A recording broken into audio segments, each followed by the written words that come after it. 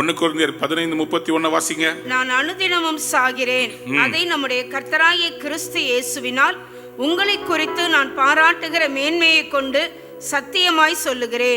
Are you ready to die? இப்படிப்பட்ட ஒரு செய்தியை ஒரு நாள் நான் கேட்டேன், பயந்துட்டேன். புகழ்பெற்ற ஒரு அருமையான ஒரு சகோதரி ஜிம்பாப்வே என்கிற இடத்துல கர்த்தர்களை போய் ஊழியம் செய்ய சொன்னார். தாய்லாந்தில் போய் ஊழியம் செய்ய சொன்னார். தாய்லாந்தில் எங்க தெரியுமா ஊழியம் பண்ண சொன்னார்? விபச்சார விடுதிகள் அதிகமாக இருக்கிற அந்த இடத்துல போய் ஊழியம் செய்ய சொன்னாரா? யார்கிட்ட ஊழியம் செய்ய சொன்னார்? விபச்சாரத்தில் ஈடுபடுகிற அந்த ஸ்திரீகளுக்கு போய் சுவிசேஷத்தை அறிவிக்க சொன்னார். அவர்களுக்கு அன்பை காண்பிக்க சொன்னார். அப்போ அந்த சிஸ்டர் சொல்றாங்க, அவங்க போய் அங்க இருக்கிற அந்த ஆளுகைகள்லாம் இவங்களை போட்டு வாட்டி எடுத்துருச்சான்.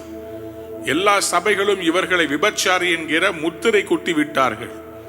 உள்ள அழுகிறாங்க, ஆண்டவரே நீங்க எதுக்காக நீங்க வர சொன்னீங்க?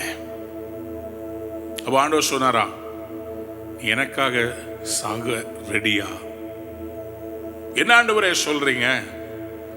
அவமானம் வரும்போது செத்துறலான்ற எண்ணம் வருது இல்ல, அதுதான் அனுதினமும் சாகிறது. That is the death that we die when we are living. உங்க குடும்பத்தில் நீங்க கர்த்தருக்காக வைராக்கியமா நிக்கிறீங்க, அவமானம் வருது, அந்த இடத்துல இருந்து ஓடாம கர்த்தர் சொல்வார், அங்கே நில்லு, அந்த குடும்பத்தை விட்டு போகாத, அந்த கணவனை விட்டு போயிடாத. அந்த வேலையில் அவமானம் வருது, கர்த்தர் சொல்வார், நீ அங்கதான் நிக்கணும். தன்மானம், சுயமரியாதை எல்லாத்தையும் இழந்துட்டாங்க, நிக்கிறோம் பாத்தீங்களா? அந்த நேரத்தில் கர்த்தர் சொல்லுவார், இப்பதான் நீ என்னுடைய பிள்ளை. இது ரொம்ப கஷ்டமான காரியங்க. நிறைய பேர் தூக்கி எறிஞ்சிட்டு போயிடுறாங்க. எனக்கு இந்த வாழ்க்கை தேவையில்லை, டைவர்ஸ். எனக்கு இந்த வேலை தேவையில்லை, நீ இல்லைன்னா வேற ஆள் இருக்கிறாங்க. எனக்கு இந்த சபை தேவையில்லைங்க, எனக்கு இந்த பாஸ்டர் தேவையில்லை, அவர் என்ன கேள்வி கேட்டுக்கிட்டே இருக்கிறார். எனக்கு இந்த ஊழியம் தேவையில்லை, எப்ப பார்த்தாலும் நீ எதை செய்யல அதை செய்யலன்னு சொல்லி குறை சொல்லிக்கிட்டே இருக்கிறாங்க. ஏன் நமக்கு அந்த பொறுமை இருக்கிறது இல்லை? ஏன் நமக்கு அந்த சகிப்பு தன்மை இருக்கிறது இல்லை? கிறிஸ்து எல்லாத்தையும் சகிச்சு மரண பரியந்தம் சாகர வரைக்கும் தன்னை தாழ்த்தினாராம். நாச மோசங்கள் இதுதாங்க கர்த்தருடைய பிள்ளைகளாய் இருந்து அனுதினமும் நான் சாகிறேன் என்று அவர் சொன்னார் பாருங்க. சிஸ்டர், ஒவ்வொரு நாளும் அவமானத்தை சந்திச்சுக்கிட்டு உங்க கணவருக்கு வேற ஒரு தொடர்பு இருக்குதுன்னு தெரிஞ்சுக்கிட்டும் இருந்தோம், நீங்க கர்த்தருக்காக உண்மையா உங்கள் பரிசுத்தத்தை காப்பாற்றி கொண்டு உங்களுடைய கணவருக்கு உண்மையான மனைவியா இருந்து அதே வீட்டில் பிள்ளைகளுக்கு உங்களுடைய கணவருக்கும் நீங்க சோறு வடிச்சு போட்டு அங்க நிக்கிறீங்க பாத்தீங்களா? அழுது ஜெபிக்கிறீங்க பாத்தீங்களா? உங்களுடைய ஒவ்வொரு நாள் பாடுகளையும் கர்த்தர் கணக்கு வச்சிருப்பார். அதற்குரிய பலனை கர்த்தர் கொடுப்பார். இயேசு கிறிஸ்துவுக்கு அப்படிப்பட்ட கிருபையை கொடுத்தவர், அப்போஸ்தலருக்கு கொடுத்த கிருபை கொடுத்தவர். ஆத்தும வருத்தத்தின் பலனை காண்பார். உங்களுக்கும் சொல்றேன், ஏசாயா 53ஆம் அதிகாரத்தில் நீங்க வாசித்து பாத்தீங்கன்னா, தன்னுடைய ஆத்துமாவையே மரணத்துல ஊற்றி, ஆத்துமாவை மரணத்துல ஊத்துறதுக்கும் சரீரத்தை மரணத்தை ஊத்துறதுக்கும் டிஃபரன்ஸ் இருக்குது. சரீரத்தில் மரணத்தை ஊத்துனா நம்ம உயிர் வாழ்றது நின்றோம். ஆத்துமாவை மரணத்தில் ஊற்றின என்ன தெரியுமா அர்த்தம்? உயிரோடு இருக்கும் போதே ஆத்துமான்றது நம்ம டெசிஷன் மேக்கிங். அந்த இடத்துல அங்கதான் நம்முடைய துக்கம், சந்தோஷம், பொறாமை, கோபம், எரிச்சல், தாழ்மை எல்லா முடிவுகளும் எடுக்கிறது ஆத்துமா தான். அப்போ ஒருத்தர் எனக்கு இதை செஞ்சிருக்கிறாங்க, அவங்களுக்கு பழிக்கு பழி வாங்கணும்னு உங்க இருதயம் சொல்லுது. ஆனா உங்களுடைய ஆத்துமா சொல்லுது, ஏசுசாமி எல்லாத்தையும் சகிச்சார்ல, நீ அவங்கள மன்னிச்சு விட்டுரு, அவங்களுக்கு விரோதமா எதுவும் பேசாத, அறிக்கை விடாத, ஃபேஸ்புக்கில் போடாத. அப்போ என்ன ஆகும்னா உங்க மனசு சொல்லும், எப்படி உனக்குன்னு ஒரு மரியாதை இருக்குதுல்ல, உடனே சொல்லணும், நான் கிறிஸ்துவுக்குள் என்னை சிலுவையில் அறைகிறேன், என்னுடைய ஆத்துமாவை சிலுவையில் அறைகிறேன். ஆத்துமாவை நீ எழும்பாத, ஆத்துமாவை நீ எழும்ப கூடாது, உனக்கு அந்த அதிகாரம் கிடையாது, நான் உன்னை சாகடிக்கிறேன், எனக்குள்ள இருக்கிற பெருமையை சாகடிக்கிறேன், எனக்குள்ள இருக்கிற அந்த எரிச்சலை சாகடிக்கிறேன், அவங்க நாசமா போகணும்னு வர்ற எண்ணங்களை சாகடிக்கிறேன். யாருக்கு விரோதமாகவும் என்னுடைய எண்ணங்களை நான் எழுப்ப மாட்டேன். நான் பிசாசுக்கு சொந்தக்காரன் இல்லை, எல்லாரையும் மன்னிக்கிற என் இயேசுவுக்கு சொந்தக்காரன். இந்த டீச்சிங்க சபை உணர்ந்துட்டா சபை என்னைக்கோ பெரிய லெவல்ல போயிடும். நிறைய பேர் அதை உணர்றதுக்கு இல்லை. நம்ம கர்த்தருடைய பிள்ளைகளா இருக்கிறோம், அடியாள் மாதிரி நடந்துக்கிறோம். போயிட்டாங்களா, அவங்க இப்படி பண்ணிட்டாங்களா, எனக்கு விரோதமா பேசிட்டாங்களா, பாருங்க நான் ஜெபிக்கிறேன், கர்த்தர் யாருன்னு ப்ரூவ் பண்ணுவா. கர்த்தர் யாருன்னு ப்ரூவ் பண்ண வேண்டியதில்லை. ஒன்னை ப்ரூவ் பண்றதுக்காக கர்த்தர் கொடுத்த பயங்கரமான டெஸ்ட். உங்களையும் என்னையும் ப்ரூவ் பண்றதுக்காக கர்த்தர் பல டெஸ்ட் வைப்பாருங்க. சிஸ்டர், பிரதர், அனுதினமும் சாகிறேன். வாசிங்க 1 கொரிந்தியர் 15:31 வாசிங்க. நான் அனுதினமும் சாகிறேன், அதை நம்முடைய கர்த்தராகிய கிறிஸ்து இயேசுவினால் உங்களை குறித்து நான் பாராட்டுகிற மேன்மையை கொண்டு சத்தியமாய் சொல்லுகிறேன். பக்கத்துல பார்த்து கேளுங்க, சாக ரெடியா? கேளுங்க, சாக ரெடியா? நல்லா வேலை செஞ்சு முடிச்சிருப்பீங்க, பேமெண்ட் தர முடியாது பிரதர், வேலை சரியா செய்யலன்னுவாங்க. தெரியும் நான் போகிறேன்னா அந்த இடத்துல வேலை நடக்காதுன்னு தெரியும். உடனே லீவு போட்டு உட்காந்துடுறது வீட்டில்.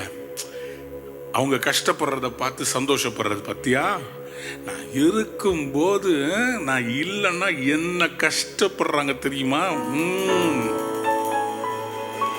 நஷ்டம் யாருக்கு? அவங்க தோத்துட்டாங்கன்றதை விட நீ தோத்துட்ட. உனக்கு வச்ச டெஸ்ட்ல தோத்துட்ட, உங்களுக்கு வச்ச டெஸ்ட்ல தோத்துட்டீங்க. ரட்சிக்கப்படாத நபர்கள், பூரணப்படாத சகோதரர்கள், இவர்களுடைய செயல்களை பார்த்து அவர்கள் ஃபெயில்னு சொல்றதை விட கர்த்தர் எதிர்பார்க்கிற உன்னத நிலைக்குள்ள வளர்கிற ஆவிக்குரிய பிள்ளைகள் அனுதினமும் சாக ரெடியா இருக்கணும். இதுதான் என்னுடைய ஆவிக்குரிய தகப்பன் சாம் ஜெபுதர் அண்ணன் சொல்லி கொடுத்தார். ஒரு நாள் ரொம்ப சோர்ந்து போயிட்டு சொன்னேன், நான் ஊழியத்தில் இருக்க விரும்பல, உங்களுடைய எக்ஸ்பெக்டேஷனை என்னால் நிறைவேற்ற முடியல, என்னை விட்டுருங்க, நான் போறேன் சொன்னார். என்ன பேசிட்டு இருக்கிற? செம்ம டென்ஷன் ஆயிட்டார். என்ன சும்மா சும்மா இந்த மாதிரி என்னால் முடியல, என்னை விட்டுருங்க, என்ன பேசிக்கிட்டு இருக்கிற நீ? உன்னை நானா கூப்பிட்டேன்? எலியா பேசினது மாதிரி பேசினார். நானா கூப்பிட்டேன் ஊழியத்துக்கு, கர்த்தர் கூப்பிட்டார். எனக்கு ஒன்றும் நீ வந்து நிற்கணும்னு அவசியம் கிடையாது. கர்த்தர் சொன்னார்னா நான் உன்னை கூப்பிட்டேன். எனக்கும் உனக்கும் என்ன சம்மந்தம் கிடையாது. உனக்கும் அவருக்கும் தான் கணக்கு. நீ அவருக்கு ஊழியம் செய்ய வந்தியா, எனக்கு வேலை செய்ய வந்தியா? உங்களை கர்த்தர் இந்த வீட்டில் வச்சிருக்கிறதுக்கு அவர் அழைப்பு, அவர் உங்களுக்கு கொடுத்த குடும்பம். உங்க கணவனால நீங்க கூப்பிட்டு இணைக்கப்படலை. உங்க பிள்ளைகள் கர்த்தரால் கொடுக்கப்பட்டவர்கள். உங்களுடைய வேலை தேவனால் கொடுக்கப்பட்டது. தூக்கி எரிஞ்சு போடுறதுக்கு இது வந்து டெய்லி மாத்திர ஷர்ட் இல்ல. உறவுகளை தூக்கி எரிஞ்சிட்டு போறதுக்கு ஷர்ட் இல்ல, ட்ரெஸ் பேண்ட் இல்ல, பனியன் இல்ல, சாக்ஸ் இல்ல. தேவன் கொடுத்த ஒவ்வொரு சந்தர்ப்பத்திலையும் நான் விட மாட்டேன். அக்கினி சூளையில போட்டாலும் நான் அவரை மறுதலிக்க மாட்டேன். பண்ணாத குற்றத்துக்கு யோசேப்பை தூக்கி போடுறாங்க. யோசேப்பை உடனே எதிர் வழக்கு போட்டிருக்கலாம்ல. போத்திபாருடைய மனைவிக்கு மேல நான் வழக்கு போடுகிறேன். ராஜா, எனக்கும் போத்திபார் மனைவிக்கும் சம்பந்தமே இல்லை, பொய் சாட்சி சொல்றா. வேணா பக்கத்தில் இருக்கிற வேலைக்காரங்களெல்லாம் கூப்பிடுங்க. ஏய் ராமு, நான் கரெக்டாக தானே இருந்தேன், அந்த அம்மா தானே இழுத்தாங்க, ஒண்ணுமே சொல்லையே. 13 வருஷம் சிறைச்சாலையில யோசேப்பு ஒவ்வொரு நாளும் அனுதினமும் செத்துருப்பார். அனுதினமும் ஐயோ செய்யாத குற்றத்துக்கு நான் இப்படியே பாட அனுபவிக்கிறேனே. மோசேக்கு எப்படி இருக்கும்? லீடரு, அவர் அவ்வளோ லட்சக்கணக்கான ஜனங்களை லீட் பண்ணிட்டு போயிட்டு இருக்கிறார். ஆனா அவருக்கு தண்ணி எங்கன்னு சொல்ல தெரியாது. எல்லாரும் தண்ணி கேட்பாங்க, இவரு தலையை சொறிவார். தண்ணியா இல்லைங்க, அவர்கிட்ட கேட்குறேன். இவங்கெல்லாம் சொல்லுவாங்க, இவன் தலைவனா, இவனுக்கு தண்ணியை காமிக்க தெரியல, நமக்கு தண்ணி காமிச்சுக்கிட்டு இருக்கிறான், இவன் போய் தலைவனா? இவனும் நாமளும் சேம் தானே, இவனுக்கும் தெரியல நமக்கும் தெரியல, இவன் மட்டும் என்னத்துக்கு பெருசாக்கிறான்? மீரியாமும் ஆரோனும் சொல்றாங்க, கர்த்தர் வந்து அவர்கிட்ட மட்டுமா பேசுறாரு, எங்கிட்ட தான் பேசுறாரு. ஆனா இவங்களுக்கு தெரியல, 40 வருஷம் அந்த மனுஷன் பைத்தியக்கார மாதிரி மே மே மே ஆண்டவர் எவ்வளோ சொன்னாரே மே மே. 40 வருஷம் மாமனார் ஆடை மேய்ச்சிக்கிட்டு கர்த்தருக்கு உண்மையா இருந்தார் ஒரு மனுஷன். அந்த மோசையை கர்த்தர் 40 வருஷம் வனாந்தரத்துல வச்சு கொண்டு வந்தாரு. நீ மோசையோட கூட இருக்கிறதுனால நீ வந்து இன்னைக்கு அந்த பதவி உனக்கு கொடுக்கப்பட்டிருக்குது. அந்த மனுஷன் பண்ண தியாகம் நீ பண்ணவே இல்லை. நீ யாருக்கு கீழும் அடிமையா இல்ல, நீ யாருக்கிட்டையும் போய் வேலை செய்யல. நீ உன்னை தாழ்த்தல, உன் முதுக தரையாக்கி மத்தவங்க ஏறி போறதுக்கு இடம் கொடுக்கவே இல்லை. உன்னுடைய பதவி, உன்னுடைய அந்தஸ்து, உனக்கு இருக்கிற உரிமைகள் எதையும் பறிக்கப்படவில்லை. என்னைக்கும் நம்ம ஆண்டவருக்காக கிறிஸ்துவ வாழ்க்கையில நம்முடைய மாம்சம் சாகிறதுக்கு இடம் கொடுக்கணும். இந்த மாம்சத்தை ஒவ்வொரு நாளும் சாகிறது. இச்சையை கேட்கும், செத்துப்போ, உனக்கு கிடையாது போ, இல்லை உனக்கு அது கிடைக்கல, உனக்கு உன்னுடைய புருஷன் உனக்கு அன்பாவே இல்லை, பக்கத்து வீட்டுக்காரர் இருப்பார் உன்னை எவ்வளோ நல்லா விசாரிக்கிறார், ஏய் செத்துப்போ, செத்துரு, உனக்கு எதுக்கு, எல்லாருக்கும் கல்யாணம் ஆகுது, உனக்கு மட்டும் கல்யாணம் ஆகல, நீ பேசாம கள்ளத்தோடு வச்சுக்கோ, செத்துப்போ. நீ மட்டும் ஏன் இப்படி கஷ்டப்படுற, ஏன் இப்படி கஷ்டப்படணும், செத்துப்போ. நீ ஜெபிக்காத, லைட்டா ஜெபிச்சா போதும். அவங்க எல்லாம் பத்தியா எவ்வளோ பணம் வச்சிருக்கிறாங்க, நீ ஜெபிச்சு என்ன வச்சிருக்கிற, செத்துரு. மாம்சமே உயராத, செத்துரு. எனக்குள்ள இருக்கிற ஆவிக்குரிய மனுஷன் தான் உயிரோட இருக்கணும். கையை உயர்த்தி ஒரு அல்லேலூயா சொல்லுங்க. அதனால இந்த வசனத்தை விடுறதுக்கு எனக்கு பிடிக்கல. இந்த வசனத்தை உங்களோட பேச நான் விரும்பின, மறுபடியும் அப்பா பேசினதை எம்பசைஸ் பண்ண வந்திருக்கிறேன். நான் அனுதினமும் சாகிறேன். கைகளை உயர்த்தி சொல்லுங்க, நான் அனுதினமும் சாகிறேன். சும்மா சொல்ல முடியாதுங்க, இதை சும்மாலாம் சொல்ல முடியாது. நீங்க ரொம்ப ஈஸியா சொல்லிட்டீங்க.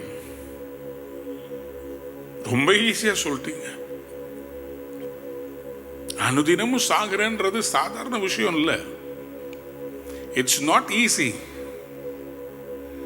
உங்க போராட்டங்கள்ல will you suffer like Christ suffered?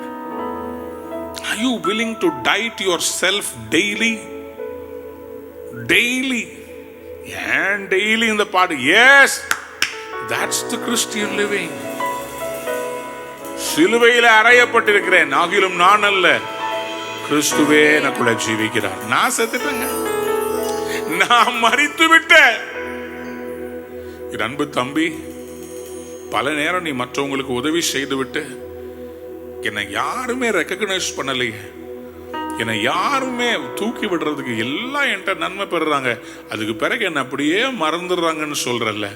ஆண்டவர் உன்னை பார்த்து சொல்லுகிறார், என் அன்பு மகனே, நான் உன்னை யோசிப்பை போல நினைத்து இருக்கிறேன், நான் மறக்கவில்லை. பானபாத்துகிறக்காரன் உன்னை மறந்திருக்கலாம், நான் மறக்கவில்லை. நன்மை செய்வார்கள் என்று பலருக்கு நன்மை செய்து நீ காத்திருந்து வெட்கப்பட்டு போக மாட்ட. நீ செய்த நன்மைகளுக்கு நான் நிச்சயமாய் உனக்கு பிரதிபலனை தருவேன் என்று கர்த்தர் சொல்லுகிறார். இது தீர்க்க தரிசன செய்தி. இயேசுவின் நாமத்தில் சொல்லுகிறேன். உடைக்கப்பட்டு நெருக்கப்பட்டு எல்லாராலும் வெறுக்கப்படுகிறீங்களா? சில நேரத்தில் செய்யாத குற்றங்களுக்காக நம்ம பேர்ல சில பேர் பேசுற காரியங்கள் ரொம்ப வேதனைக்குரிய காரியங்கள். நம்ம ஒரு சொந்த வீட்டு நமக்கு இல்லாம ஊழியத்துல கர்த்தருக்காக இருக்கும்போது இன்னொருத்தவங்க வீட்டை அபகரிச்சிட்டாங்க அப்படின்னு சொல்லி பொய்யான குற்றச்சாட்டு வந்தா இந்த இருதயம் எவ்வளவு வேதனைப்படும்.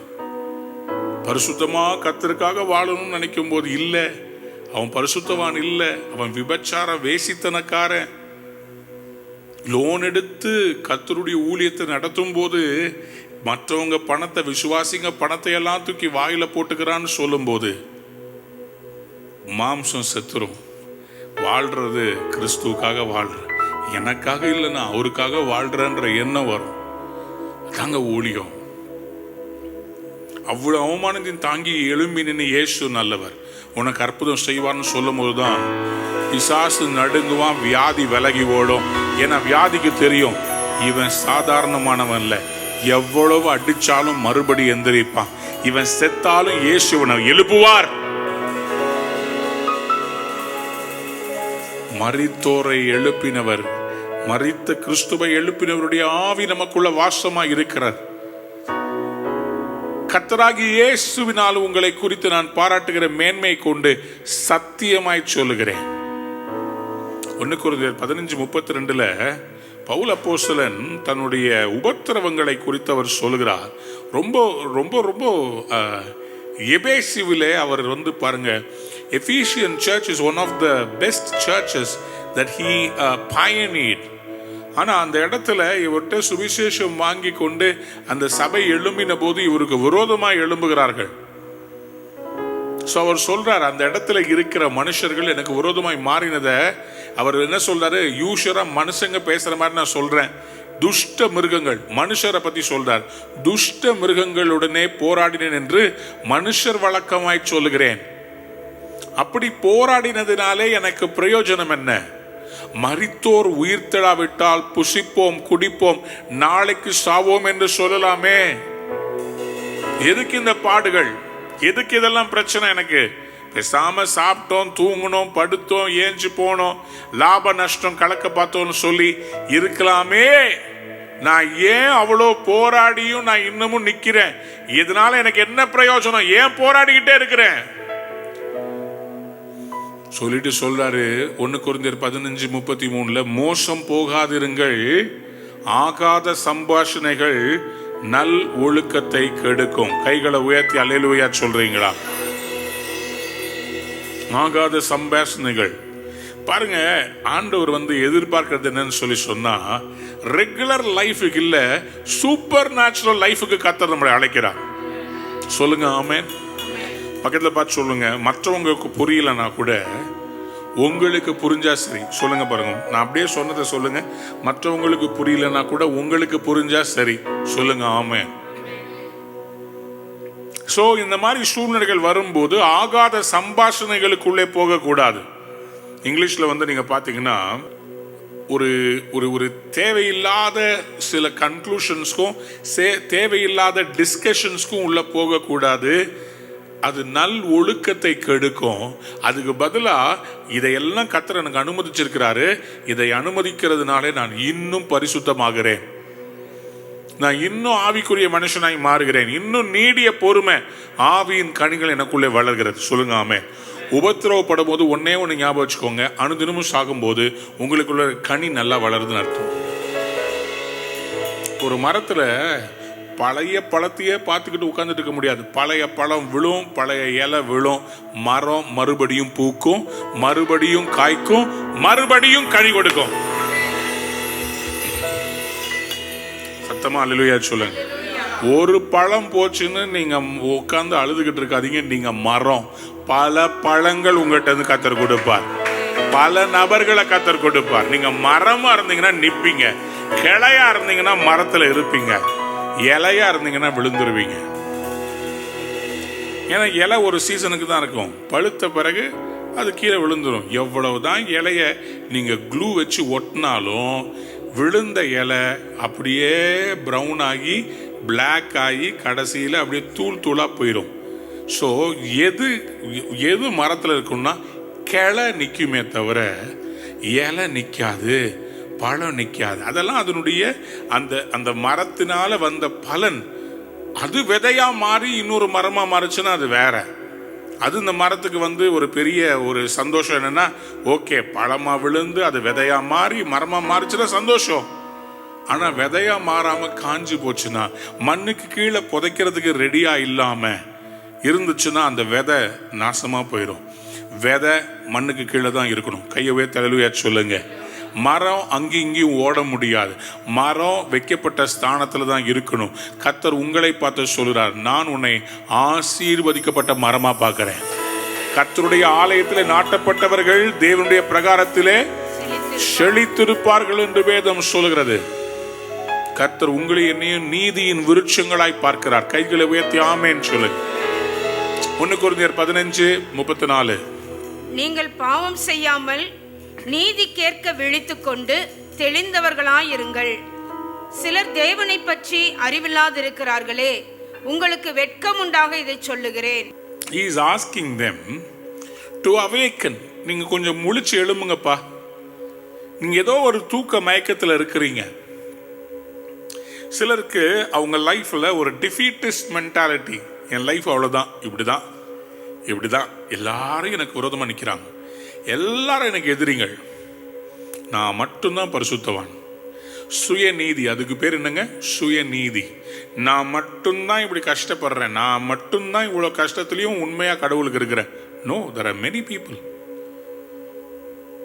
அப்படிப்பட்ட சுய நீதிமானாக நம்ம மாறிவிடக்கூடாது.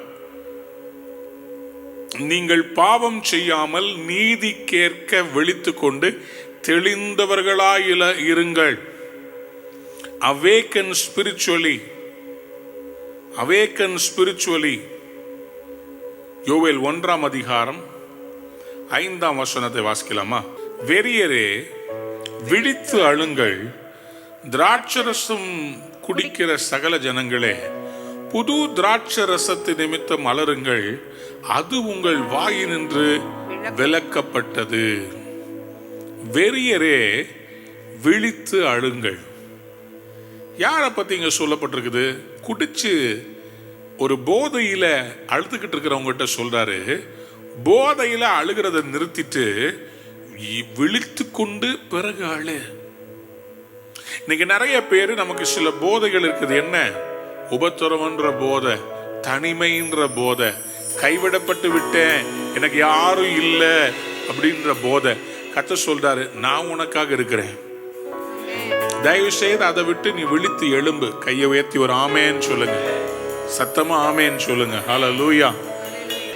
நீங்கள் பாவம் செய்யாமல் நீதி கேட்க விழித்து கொண்டு, பாவம் செய்யாமல் நீதி கேட்க விழித்து கொண்டு தெளிந்தவர்களாயிருங்கள். சிலர் தேவனை பற்றி அறிவில்லாதவர்களாய் இருக்கிறார்களே, உங்களுக்கு வெட்கம் உண்டாக இதை சொல்லுகிறேன். உங்களுக்கு வெட்கம் உண்டாக நான் அதை சொல்றேன். அன்பான தேவனுடைய பிள்ளைகளே, நல்லா கவனிச்சு கொள்ளுங்க. இங்கிலீஷ் பைபிள்ல இன்னொரு டிரான்ஸ்லேஷன் சொல்லு, come back to your senses, stop sinning. இப்போ நான் ஒன்று முக்கியமான சத்தியத்தை நான் உங்களுக்கு சொல்ல விரும்புகிறேன். தயவு செய்து இதை நோட் பண்ணி கொள்ளுங்க. நிறைய பேர் இன்னைக்கு பரிசுத்தவான்கள் பாவம் செய்வதற்கு காரணம் செல்ஃப் கிராட்டிஃபிகேஷன். இந்த வார்த்தையை எழுதி கொள்ளுங்க, செல்ஃப் கிராட்டிஃபிகேஷன். செல்ஃப் கிராட்டிஃபிகேஷன் என்ன தெரியுமா அர்த்தம்? எனக்கு எவ்வளோ கஷ்டம் தெரியுமா, இவ்வளோ கஷ்டத்தில் நான் இவ்வளோ தூரம் உண்மையாக இருக்கிறது எவ்வளோ பெரிய விஷயம் தெரியுமா, அதனால நான் இதை செய்கிறேன், கர்த்தர் இதை மன்னிச்சிடுவார். என்ன பண்ணுறது, எனக்கு இந்த மாதிரி புருஷன் சரியில்லை, அதனால நான் இப்படி இருக்க வேண்டியதாக இருக்குது. என்ன பண்ணுறது, என் இச்சை என்னால் அடக்க முடியல, வேசித்தனம் பண்ண விரும்பல, அதனால நான் சுயமாக எனக்கே நான் இன்பத்தை கொண்டு வந்துக்கிறேன். என்ன பண்ணுறது, நான் அந்த பெரிய பாவம் செய்யல, நான் இதுதான் செய்கிறேன். இது செல்ஃப் கிராட்டிஃபிகேஷன். Self gratification. நான் ஒரு காரியத்தை சொல்றேன், தவறா எடுத்துக்கொள்ளாதீங்க. There are people who commit sexual adultery. There are people who commit social adultery. Social adultery என்ன தெரியுமா? சொந்த குடும்பத்தோட அன்பு வைக்காமல் அந்த அன்பையும் பாசத்தையும் சும்மா சோசியல் தளத்தில் இருக்கிற நண்பர்கள்ட்ட ஓயாம பேசுறது, நண்பர்களை ஓயாம விசிட் பண்றது, அன்பு செலுத்த வேண்டிய இடத்துல செலுத்தாம இணையதளத்தில் உட்கார்ந்துட்டு இருக்கிறது அல்லது யூடியூப்ல போய் உட்கார்ந்துகிட்டு இருக்கிறது, இதெல்லாம் social adultery. Social adultery. Come out of it, wake up out of it. கர்த்தர் உங்களை ஜெபிக்க சொன்னார், குடும்பத்தை மறந்து ஜெபிக்க சொல்லல. ஜெபம் ஜெபம் ஜெபம். உங்க குடும்பத்துக்கு ஆற்ற வேண்டிய கடமைகளை நீங்கள் ஆற்றாமல் செய்வீர்கள் என்றால் கர்த்தர் உங்கள் பேரில் பிரியமாய் இருக்க மாட்டார். You have to be a wife to your husband. You have to be a husband to your wife, to your children. தியாகமா 2 பேரும் ஒருத்தருக்கு ஒருத்தர் இணங்கி பிரிந்திருந்து ஊழியம் செய்கிறது வேற விஷயம்.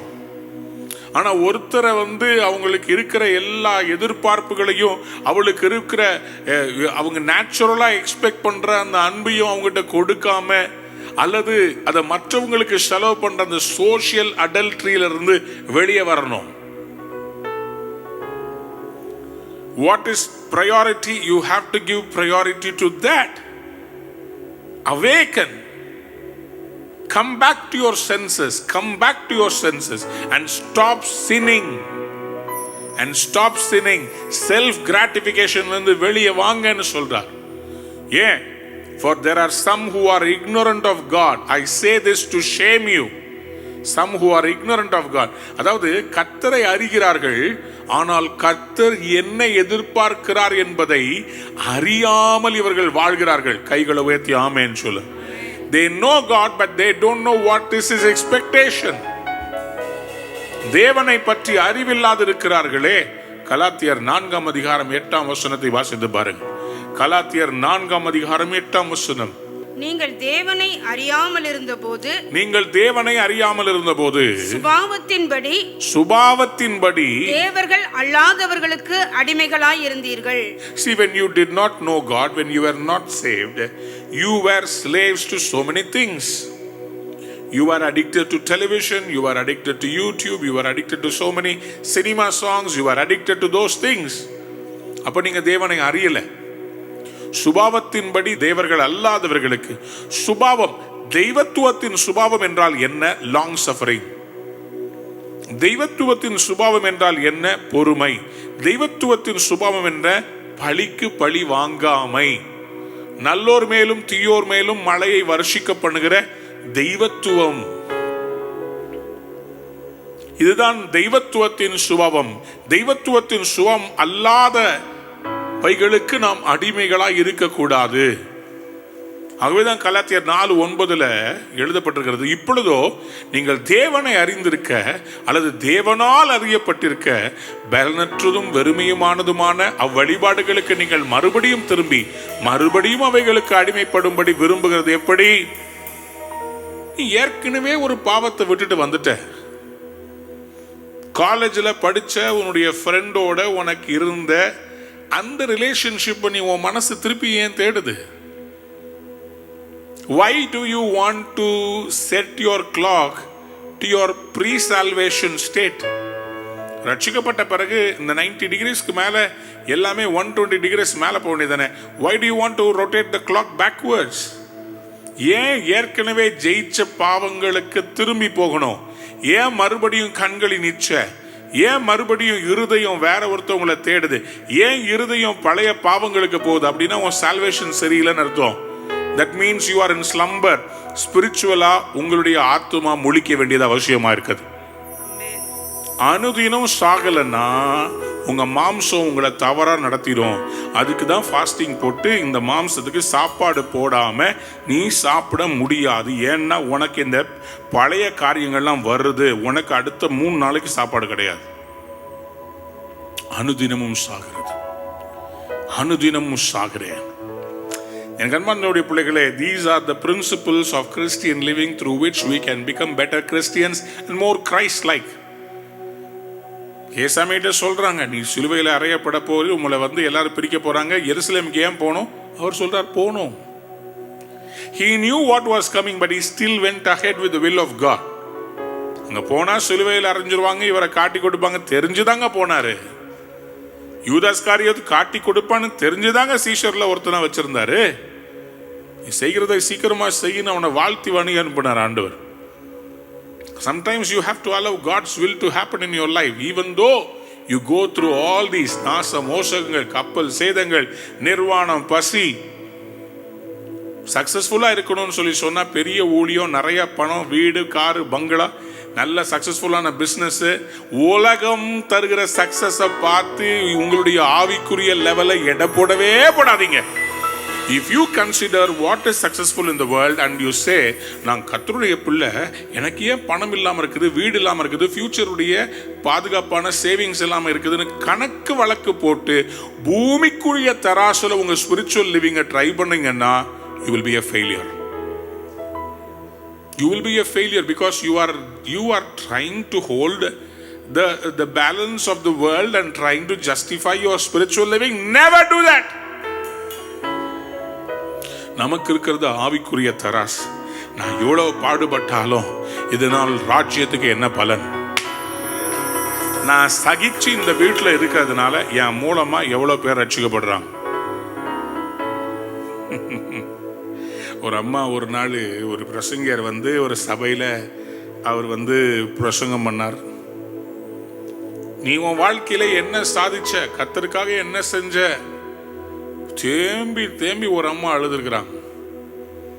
அழுதுட்டு பாஸ்டர் சொன்னாங்களாம், பாஸ்டர் நான் பாருங்களேன் இவ்வளோ பெரிய ஒரு பாவி, ஆண்டவருக்காக ஒண்ணுமே செய்யலையா பாஸ்டர், நான் ஆத்துமாக்களை சம்பாதிக்கல, ஒன்றும் பண்ணலையா பாஸ்டர், எனக்கு ரொம்ப வேதனையா இருக்கு பாஸ்டர். பாஸ்டர் சொன்னாரா, என்னமா சொல்றீங்க, என்ன சொல்றீங்க? இல்ல பாஸ்டர், நான் சபையில இருந்து கர்த்தருக்காக ஒரு பிரசங்கமும் பண்ணல, ஒருத்தருக்கும் நான் சுவிசேஷம் சொல்ல, ரட்சிப்புள்ள நடத்தல, நான் ஒண்ணுமே செய்யல. பாஸ்டர் சொன்னாரா, உங்க மூத்த மகன் என்ன பண்றாரு? என் மூத்த மகன் வட இந்தியாவில் மிஷினரியா இருக்கிறார் ஐயா. சரி, உங்க ரெண்டாவது மகன் என்ன பண்றாரு? அவர் அமெரிக்காவில் கம்ப்யூட்டர் முடிச்சுட்டு அங்க போய் வேலை பண்ணிட்டு இருக்கிறாரு. பாஸ்டர் சொன்னா, மூணாவது மகன் என்ன பண்றா? மூணாவது மகன் பாஸ்டருக்கு கட்டி கொடுத்துருக்கிறையா கோயம்புத்தூர்ல. இப்ப அவர் சொன்னாரா, உங்க மூத்த மகனை வட இந்தியாவுக்கு மிஷினரியா அனுப்புனீங்களே, அவர் எவ்வளோ பேரை ரட்சிப்புக்குள் நடத்திட்டு இருக்கிறாரு, அவர் இவ்வளோ பெரிய ஊழியத்தை செய்யறதுக்கு காரணமே நீதானம்மா. நீ சாப்பாடு பண்ணி போட்டு கொடுத்து, பைபிள் வாசிக்க சொல்லி கொடுத்து, கர்த்தருக்கு பயப்பட சொல்லி ஊழியம்னா என்னன்னு சொல்லி கொடுத்தல. நீ போய் 10,000 பேர் 10 லட்சம் பேருக்கு ஊழியம் பண்ண வேண்டாம். உன் பிள்ளைக்கு நல்ல தாயா இருந்து ஊழியத்துக்கு எழுப்பினிய பெரிய ஊழியக்காரி நீதான். இரண்டாவது மகன் என்னமா பண்றான்? அவன் அமெரிக்காவில் சாஃப்ட்வேர்ல இருக்கிறான். ஏம்மா, உன் பையன் அமெரிக்காவுக்கு போய் நம்ம சபைக்கு எவ்வளோ தாங்குறான், பில்டிங் ஃபண்டுக்கு அத்தனை லட்சம் ரூபாயை அனுப்பி இந்த சபையை கட்டுறதுக்கு காரணமே உன் ரெண்டாவது புள்ளதாம்மா. மாசம் மாசம் அமெரிக்க டாலர்ல வர்ற காசை தசமபாகம் எடுத்து நம்ம சபையை மறக்காம இன்னைக்கு வரைக்கும் கட்டிக்கிட்டு இருக்கிறானம்மா. தாயே, இன்னைக்கு இத்தனை பேர் இந்த சபையில உட்கார்ந்து இருக்கிறாங்கன்னா அதுக்கு காரணம் நீ உன் பிள்ளைக்கு கொடுக்கறத சொல்லி கொடுத்தல்ல. அவனுடைய சாப்பாடு போடும்போது கர்த்தருடைய வீட்டை குறித்து கரிசனையா இருக்கணும் சொல்லி கொடுத்தியம்மா. அதனால்தான் இவ்வளவு பேர் ரட்சிக்கப்பட்டீங்க இருக்கிறாங்க. மூணாவது மகன் என்னம்மா பண்றா? அந்த ஊழியக்காரனுக்கு கட்டி கொடுத்தேன் பாஸ்டர். அந்த ஊழியக்காரனுக்கு கட்டி கொடுத்த உன் மக அந்த ஊழியக்காரனுக்கு தாழ்த்தி நிக்கிறா. அவ பாட்டு பாடுறா, சண்டே ஸ்கூல் எடுக்கிறா, யூத் எடுக்கிறா. அந்த பாஸ்டருக்கு எதிர்த்து பேசாம அவ்வளோ அடக்கமான மனைவியா இருந்து எல்லாத்தையும் செஞ்சு அந்த ஊழியம் இன்னைக்கு அவ்வளோ பேர் அந்த சபையை தேடி வர்றாங்க. நல்ல பிள்ளைய பெற்று எடுத்தம்மா, அவங்கள நீ இவ்வளோ கான்ட்ரிபியூட் பண்ணிட்டு ஒண்ணுமே செய்யலன்னு அழுகிறியேன்னு சொன்னாராம் பாஸ்டர். எனக்கு அன்பார்ந்தவருடைய பிள்ளைங்க, நீங்க ஒருவேளை யாருக்கும் சுவிசேஷம் அறிவிக்காம இருக்கலாம், எங்கேயும் போகாம இருக்கலாம். ஆனா கர்த்தர் இன்னைக்கு உங்களை பார்த்து சொல்றாரு, உங்க மூலமா கர்த்தர் செய்ய வேண்டியதை செஞ்சுக்கிட்டு தான் இருக்கிறார். உங்க மூலமா கர்த்தர் செஞ்சுக்கிட்டு தான் இருக்கிறாங்க. தனியா வீட்டில் இருக்கிறேன், நான் ஒண்ணுமே செய்யல. உங்க கணவரை ஊழியத்துக்காக கொடுத்துருக்கிறீங்களா? உங்க பிள்ளைகளை கொடுத்துருக்கீங்களா? உங்க வீட்டை கொடுத்துருக்கீங்களா? ஊழியமே செய்யல, ஆனா உங்க வீட்டை ஊழியத்துக்கு கொடுத்துருக்கிறீங்களா? எனக்கு தெரியும், எங்களுடைய சபையில் அருமையான ஒரு குடும்பத்தார் இருக்கிறாங்க. அந்த குடும்பத்துக்கு ரொம்ப ஆசீர்வதிக்கப்பட்ட குடும்பம். எங்களுடைய பசங்க தங்குறதுக்கு ஒரு இடம் தேவை. அப்பதான் ஒரு புது வீட்டை அவங்க வாங்கி இருக்கிறாங்க. ஏன்னா அந்த பிரதிஷ்டைக்காக கூப்பிடுறாங்க. அப்போ எங்க பசங்களுக்காக ஒரு இடம் சர்ச்சுக்கு பக்கத்திலே தேடிட்டு இருக்கிறோம். அவங்க கிட்ட கேட்கும் போது தாராளமா அப்படின்னு சொல்லி, மற்றவங்களுக்கு வாடகை விட்டா எவ்வளோ காசு கொடுத்துருக்கலாம், ஆனா ஊழியத்துக்கு சபைக்குன்னு சொல்லி அவங்க கம்மி பண்ணி கொடுத்தாங்க. அந்த இடத்துல தான் எங்க தம்பிமார் தங்குறாங்க. கர்த்தர் அவங்களை ஆசீர்வதிச்சு அவங்க எதிர்பார்க்கிறபடியே அழகான ஒரு பெண் பிள்ளை, அதுவும் கரெக்டா அவங்களுக்கு சபையில வச்சு அவங்களுக்கு பேபி ஷவர், அவங்களுடைய தாய்மைக்காக கர்த்தருக்கு நன்றி செலுத்தி முடிச்சு 2 நாளைக்குள்ள அட்மிட் ஆகி, அட்மிஷன் போறதுக்கு முன்னாடி ஒரு ஃபோன் பண்ணி ஜெபிக்கும் போது, கர்த்தர் எப்படி இஸ்ரவேல் ஸ்திரீகளுக்கு எகிப்துல வலி இல்லாம பிரசவத்தை பண்ண வச்சாரோ அதே மாதிரி செய்யுங்க ஆண்டவரே. 1 மணி நேரத்துல உள்ள போய் குழந்தையோட வெளியே வந்துட்டாங்க. டிஸ்சார்ஜ் ஆகி வீட்டுக்கு வந்துட்டாங்க. எந்த ஆப்ரேஷனும் எந்த காம்ப்ளிகேஷனும் இல்லை. ஏன்? கர்த்தருக்காக ஏதோ செய்யறதுனால. நம்ம லைஃப்ல நம்ம போறனா கூட பரவாயில்லைங்க, கர்த்தர் செய்யற ஊழியங்களுக்கு நம்ம அதை கூட தாங்கினாலே போதும். ஒரு கலசம் தண்ணீரை கொடுத்தாலே அதுக்குரிய பலனை அடைந்து தருவீர்கள். சொல்லுங்க அல்லேலூயா. சோ இவர் சொல்றார், அதாவது மரணம்ன்றது நம்ம கண்ணை மூடப்பட்டதுக்கு மட்டும் இல்லைங்க, நம்ம டெய்லி இருக்கும்போது நமக்குள்ள அந்த மரணங்கள் வரும்.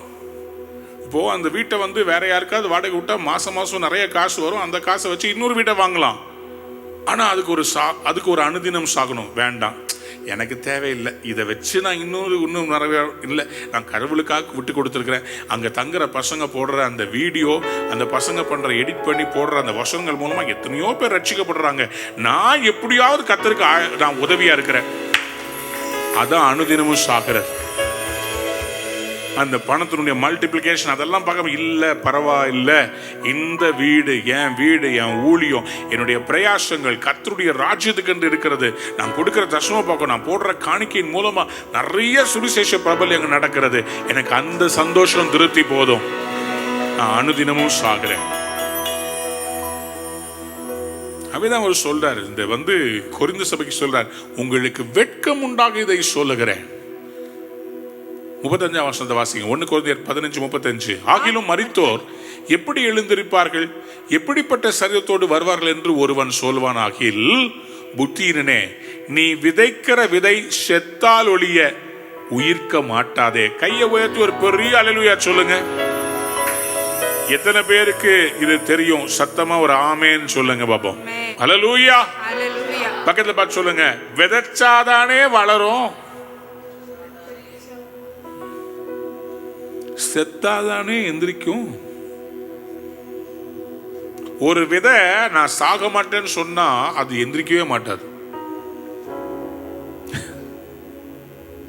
பூமி உள்ள அளவும் விதைப்பும் அறுப்பும் ஒளிந்து போவதில்லை. ஆண்டவர் நோவா கிட்ட சொன்ன golden principle of earthly natural அந்த பிளெஸிங் என்னன்னா, விதைக்க ஒரு காலம் உண்டானால் அறுக்க ஒரு காலம் உண்டல்லோ. சாம் ஜோபர் அண்ணன் ஒரு நாள் என்ன கூப்பிட்டு உட்கார வச்சு, தம்பி, இந்த விதைக்கிறதுக்கும் அறுக்கிறதுக்கும் இருக்கிற பிரின்சிபல் ஆதியாகமம் 8ஆம் அதிகாரம் 22ஆம் வசனத்துல ஆண்டவர் இந்த கோல்டன் பிரின்சிபல் கொடுத்திருக்கார். இதை பற்றி ஒரு பாட்டு ஒன்று எழுதணும். அதே சமயத்தில் கண்ணீரோடு விதைக்கிறவர்கள் கம்பீரமாய் அறுப்பார்கள். விதைப்பும் அறுப்பும் அந்த திருப்பத்தூர் உபவாச ஜபத்துக்கு அதுதான் தலைப்பு. ஸோ அதுக்கு ஏற்றார் போல நம்ம ஒரு பாட்டை ரெடி பண்ணணும்னு சொல்லி இந்த பாட்டை நாங்கள் ரெடி பண்ணோம். இந்த பாட்டை நான் டேபிளில் வாசித்து இந்த பாட்டை பாட, இதுக்கு வார்த்தைகளை சாம் ஜோபர் அண்ணன் கொடுக்க, இந்த பாட்டு ரொம்ப ஆசீர்வதிக்க ஒரு பாட்டு. விதைக்க ஒரு காலம் உண்டானால் அறுக்க ஒரு காலம் உண்டல்லோ. அப்போ இவர் சொல்றாரு, இங்க பாருங்க, he wants to speak about how death and burial of a human body is a sowing. ஒரு மனிதன் செத்த பிறகு அவன் சரீரம் புதைக்கப்படுவதில்லை, விதைக்கப்படுகிறது. அந்த பிரின்சிபலுக்கு கொண்டு வந்துகிட்டு இருக்கிறார். மரிச்சவங்களை குறித்து அந்த 52ஆம் வசனத்திலிருந்து அவர் சொல்ல போறார். என்ன நடக்கும் அதுக்கு பிறகு? ஒருத்தவங்க செத்துட்டாங்கன்னா இந்த பூமியில் என்ன நடக்கும்? அதுக்கு அவர் 35ஆம் வசனத்திலிருந்து அப்படியே கியரை மாத்திட்டு சொல்லி வராரு. மரித்தோர் எப்படி எழுந்திருப்பார்கள், எப்படிப்பட்ட சரீரத்தோட வருவார்கள் என்று ஒருவன் சொல்வானாகில், புத்தியினே, நீ விதைக்கிற விதை செத்தால் ஒழிய உயிர்க்க மாட்டாதே. கையை உயர்த்தி ஆமேன் சொல்லுங்க. பக்கத்துல பார்த்து சொல்லுங்க, செத்தால் ஒழிய உயிர்க்க மாட்டாதே. செத்தாதான் அதுக்கு இன்னொரு உயிர் கொடுக்கப்படும். சொல்லுங்க ஆமேன். சாகிறது மாம்சம், எழும்ப போகிறது ஆவி. சொல்லுங்க அல்லேலூயா, ஹல்லேலூயா. சோ தேவனுடைய இந்த பிரின்சிபலை யாருமே அறிந்து கொள்ள முடியாது. இது நல்லா புரிஞ்சு கொள்ளணும். விதைச்சாதான் அது மறுபடியும் எந்திரிக்கும். விதைக்கிற விதை சாகணும். நீ விதைக்கிற போது 37ஆம் வசனத்தை பாருங்களேன். நீ விதைக்கிற போது இனி உண்டாகும் மேனியை விதையாமல் கோதுமை அல்லது மற்றொரு தானியத்தினுடைய வெறும் விதையையே விதைக்கிறாய். சொல்லுங்க ஆமென். யோவான் 12ஆம் அதிகாரம் 24ஆம் வசனத்தை வாசித்து பாருங்க. யோவான் 12ஆம் அதிகாரம் 24வது வசனம். மெய்யாகவே மெய்யாகவே நான் உங்களுக்கு சொல்லுகிறேன், கோதுமை மணியானது நிலத்தில் விழுந்து சாகாவிட்டால் தனித்திருக்கும், செத்ததே ஆகில் மிகுந்த பலனை கொடுக்கும். கைகளை உயர்த்தி ஒரு அல்லேலூயா சொல்லுங்க பாப்போம். பக்கத்துல பார்த்து சொல்லுங்க, செத்தா. சில நேரத்தில் நம்ம சில மரணங்களை, சில பாடுகளை சரீரத்திலே நம்ம சுமந்து நிற்கிறோம்.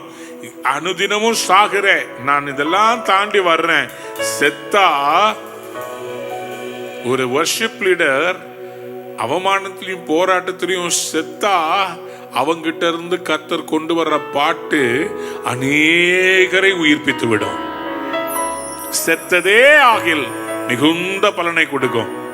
பக்கத்துல பார்த்து சொல்லுங்களேன், நீங்கள் சாகிறது மற்றவர்களுக்கு பிரயோஜனமா இருந்தால். என்னதான் போட்டு சாவடிக்கிறாங்க, என்னதான் போட்டு நாயே இந்த மாதிரி உலகத்தில் இருக்கிற எல்லாருக்கும் ரொம்ப பாவப்பட்டு எனக்கு ரொம்ப பாவங்க. Self pity. என்னதுங்க? Self pity. சில பேர் இந்த பிட்டி பார்ட்டி வச்சுக்குவாங்க. அடிக்கடி ஃபோன் பண்ணி எல்லார்கிட்டையும் சேர்ந்து புலம்புறது. எனக்கு எப்படிப்பட்ட வாழ்க்கை, ஆனாலும் பிட்டி பார்ட்டி. நான் கர்த்தருக்காக இப்படி இருக்கிற, நீ இப்படி இருக்கிறதுக்கு பேசாம செத்துடலாம். பிட்டி பார்ட்டி. தனக்கு தானே மாச்சுக்கிறது, டெய்லி குத்தி குத்தி அழுகிறது. உண்மையான என்ன தெரியுமா? பவுல் அப்போஸ்தலன் சொல்ல, நான் சாகிறேன் ஆனா பரவாயில்ல, நான் கர்த்தருக்காக இருக்கிறேன்ப்பா, நான் ஆண்டவருக்காக ஓடுறேன்ப்பா, ஆண்டவருக்காக வாழ்றேன்ப்பா. என் வீட்டில் அவமானம் இருந்தாலும் சரி, நான் வாழ்வது என் இயேசுவுக்காக.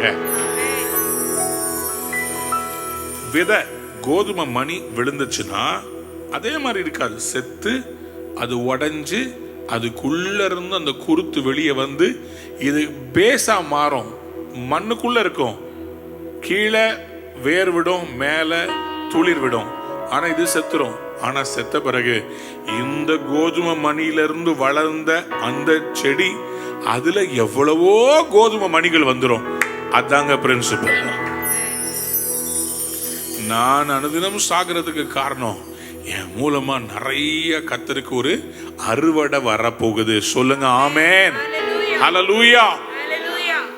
சோ 37ஆம் வசனம் சொல்றார், நீ விதைக்கிற போது இனி உண்டாகும் மேனியை விதையாமல் கோதுமை அல்லது மற்றொரு தானியத்தினுடைய வெறும் விதையையே விதைக்கிறாய். இனி வரப்போறத கோதுமை சாகும் போது கோதுமை மணி வராது, கோதுமை செடி வரும். கோதுமையினுடைய அந்த செடி வளரும், கோதுமை மணி வராது. So never expect what you are sowing to come back in the same level. அது வேற மாதிரி வரும், ஆனா ஃபைனலா உன்ன மாதிரி வரும். ஆமென். கையை வைத்து அல்லேலூயா சொல்லுங்க. நான் கொஞ்சம் டீப்பா பேசுறேன், நல்லா புரியுதா உங்களுக்கு? கோதுமை மாதிரியே விளைச்சல் வராது. இப்போ செடி தான் வரும், பின்னாடி அந்த கோதுமை மணி வரும். இப்போ ஒன்ன மாதிரி இருக்காது, இப்போ நீங்க எதிர்பார்க்கிற மாதிரி இருக்காது. ஆனா இப்போ நீங்க விதையா தான் இருக்கிறீங்க, விதையா தான் பார்த்துருக்கிறீங்க, விதையா தான் செத்து இருக்கிறீங்க. அது இன்னும் கொஞ்ச நாளுக்குள்ள அது மேல எழும்பின பிறகு அது கதிர் விடும் பாருங்க. ஒரு ஆள் தான் செத்துங்க, அந்த கதிர்லயே எவ்வளவோ கோதுமை மணிகள் இருக்கும். 100, 1 30, 1 60, 1 100 மடங்கு. ஒரு கோதுமை மணில இருந்து 100 கோதுமை மணிகள். கையை உயர்த்தி ஒரு அல்லேலூயா சொல்றீங்களா? சோ 38ஆம் வசனத்தை சொல்றாரு, அதற்கு தேவன் தமது சித்தத்தின்படி மேனியை கொடுக்கிறார். விதை வகைகள் ஒவ்வொன்றிலும் அதற்கேற்ற மேனியை கொடுக்கிறார். நான் சொல்றேன், உங்களுக்கு பலனை கர்த்தர் வித்தியாசமாய் கொடுக்க போகிறார். எத்தனை பேர் விசுவாசிக்கிறீங்க? ஒரு ஆமேன்னு சொல்லுங்களேன். இன்றைக்கு உங்கள் பாடுகளை கர்த்தர் மாற்ற விரும்புகிறார். நீங்க அனுதினமும் உங்க சரீரத்துல சில சரீர வித பிரகாரமான வியாதிகளை சுமந்துட்டு இருக்கிறீங்கல்ல, கர்த்தர் சுகமாக போகிறார். அன்பின் பரலோக தகப்பனே, உம்முடைய பிள்ளைகளை உம்முடைய சமூகத்துல கொண்டு வந்து நிறுத்துகிறேன்ப்பா. யாரெல்லாம் வியாதியோடும் வேதனையோடும் கடன் பாரங்களோடும் பிள்ளை இன்னும் பிறக்கவில்லையே என்கிற அவமானத்தோடும் வேலையிலே பல பிரச்சனைகளோடும் அனுதினமும் செத்து கொண்டிருக்கிறார்களோ, அனுதினமும் மரணத்தை தங்களுடைய ஆத்துமாவிலே அனுபவித்துக் கொண்டிருக்கிறார்களோ, அவர்களுக்காக விசேஷமாய் நான் ஜெபிக்கிறேன் அப்பா, விசேஷமாய் நான் ஜெபிக்கிறேன். அவருடைய பிரயாசமும் அவருடைய தியாகமும் வீணாய் போகாத.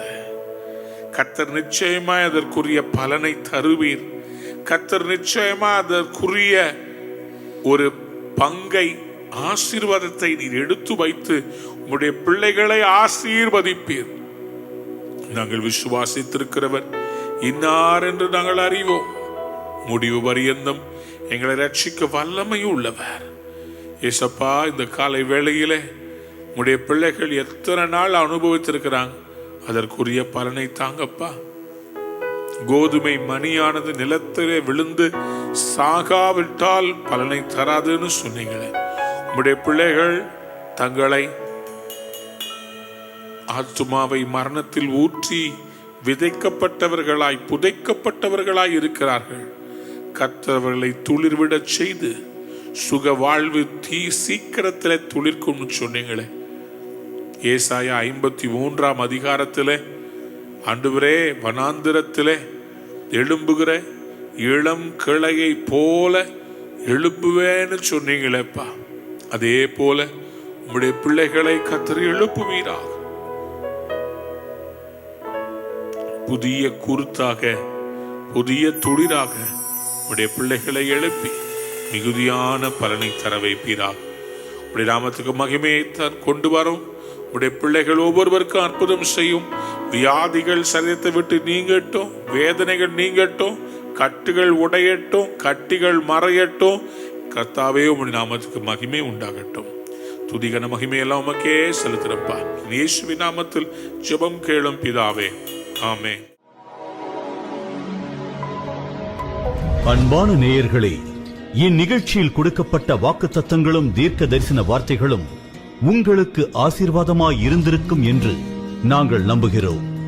நீங்கள் பெற்ற ஆசீர்வாதங்களையும் ஜெப விண்ணப்பங்களையும் மற்றும் உங்கள் காணிக்கைகளையும் அனுப்ப வேண்டிய எங்கள் முகவரி: ரூவா ஊழியங்கள், எண் 82, ஜவஹர்லால் நேரு சாலை, சிம்ஸ் மருத்துவமனை எதிரில், வடபழனி, சென்னை 26. உங்கள் காணிக்கைகளை ஆன்லைன் மூலமாக எளிதாக செலுத்தலாம்.